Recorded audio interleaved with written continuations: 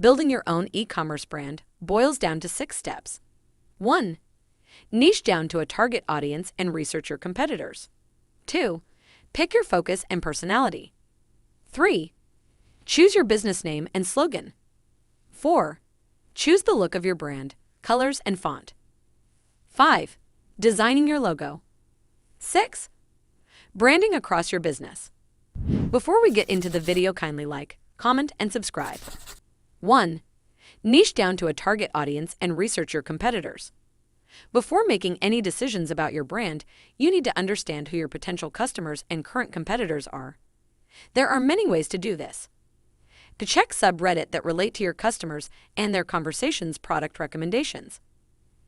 Talk to people who are part of your target market and ask them what brands they buy. Look at the relevant social media accounts or pages your target audience follows and are receptive to. Go shopping online or offline and get a feel for how your customers would browse and buy products. Google your product or service category and analyze the competitors who come up. As you go about your research, make a note of 1. Customers who you could easily sell to. 2. Who your top competitors are. 3. Your customers' interests and the language they express them in. All of this are important as they will inform you what your brand should focus on and how it can position itself apart from competitors. 2. Pick your focus and personality. Your brand can't be everything to everyone, especially at the start. It's important to find your focus and let that inform all the other parts of your brand as you build it.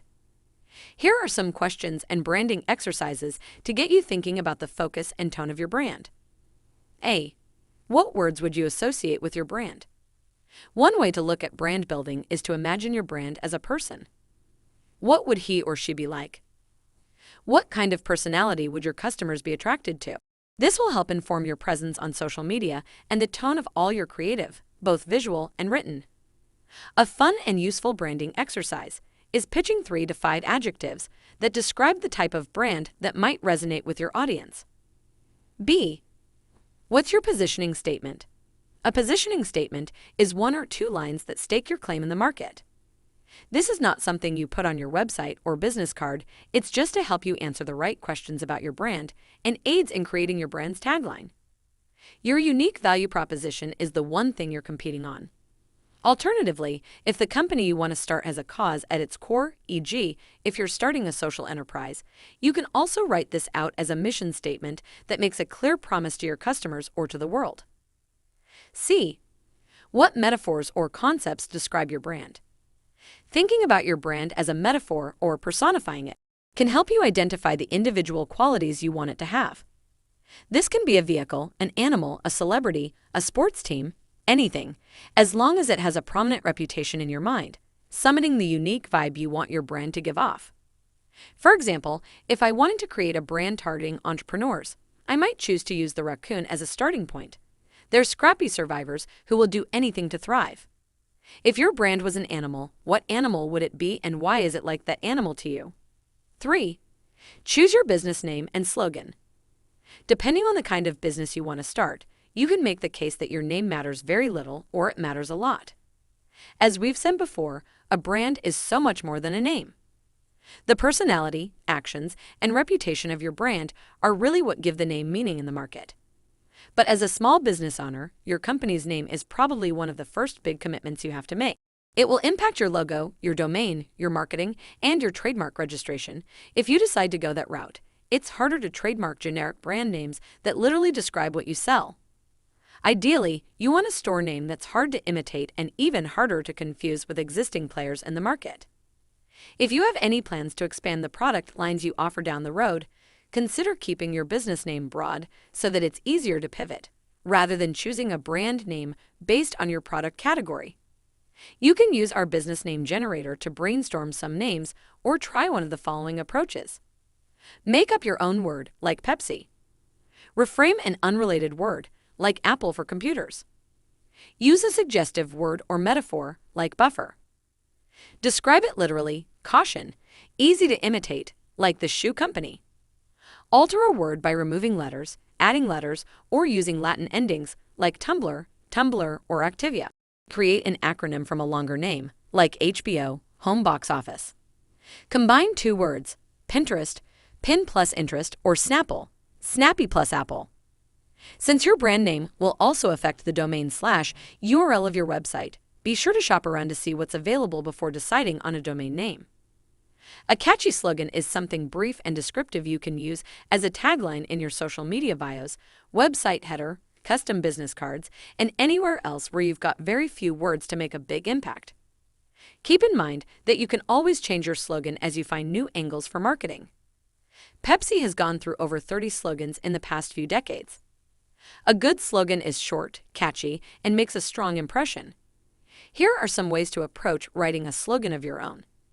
Stake your claim, Death Wish Coffee, the world's strongest coffee. Make it a metaphor, Red Bull. Red Bull gives you wings. Adopt your customer's attitude, Nike, just do it. Describe it literally.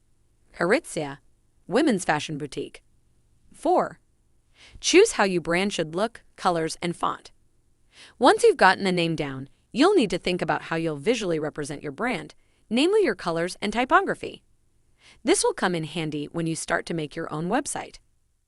Colors don't just define the look of your brand, they also convey the feeling you want to communicate and help you make it consistent across everything you do. You'll want to choose colors that differentiate you from direct competitors to avoid confusing consumers. Color psychology isn't an exact science, but it does help to inform the choices you make, especially when it comes to the color you pick for your logo. The video in description offers a nice overview of the emotions and associations that different colors generally evoke. You can try using a tool like Coolers to brainstorm colors that work together. 5. Designing your logo. A company's logo design is probably the first things that comes to mind when you think about building a brand. It is the face of your company after all, and could potentially be everywhere your brand exists. Ideally, get a logo that is unique, identifiable, and scalable to work at all sizes, something often overlooked. Consider all the places where your brand's logo needs to exist.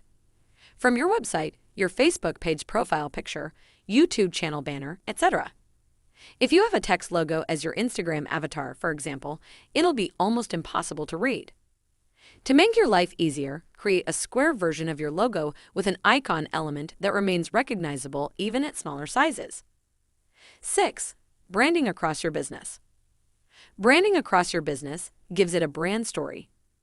A brand story represents what your business is and what it stands for.